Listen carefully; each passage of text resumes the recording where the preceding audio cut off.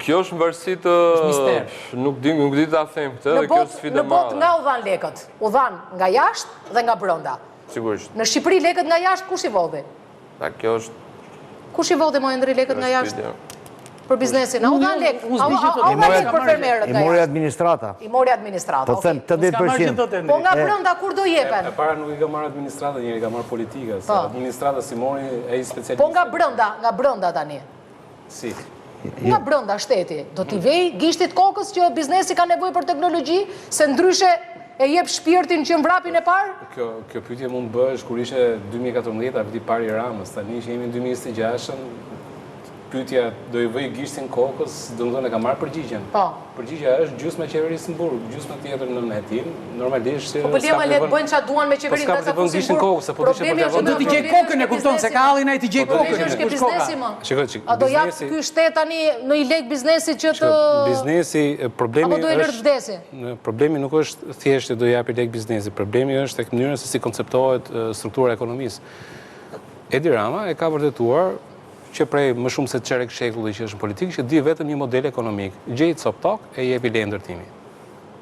Dhe praktikisht gjithë ekonomia jonë ka vajtur në atë drejtim. Po mos na bëjmë politikë, s'do të bëjmë politikë, kemi lek për biznesin. Është strukturë ekonomike. A duhet shteti t'i japi lek biznesit?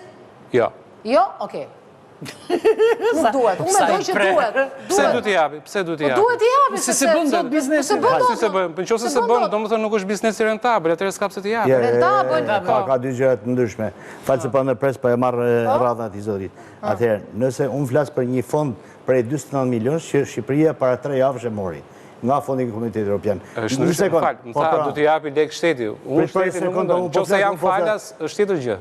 Janë fond që mori Shqipëria nga Komuniteti Evropian. Dhe këto 49 milionë, po them, 80% shkojnë për administratën, për trajnimin administratës, për kongresin. Dhe administrata do ju trajnoj ju pastaj. Janë ekspertët.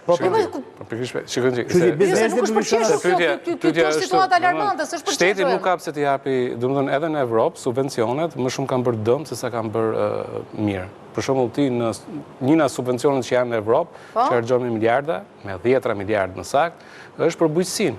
Rezultati është që në Evropë prodhohen gjëra të cilat nuk konsumohen, sepse ka vendosur ca parametra ata në Evropë, dhe harxhon me 10 miliardë, në fund fare çfarë ndodh? Ato 10 miliardë ngelin nëpër magazina dhe pastaj Evropa bën u afal vendeve të Afrikës dhe duke çuar në Afrikë, po themi ato prodhimet europiane, me zero cost, me zero çmim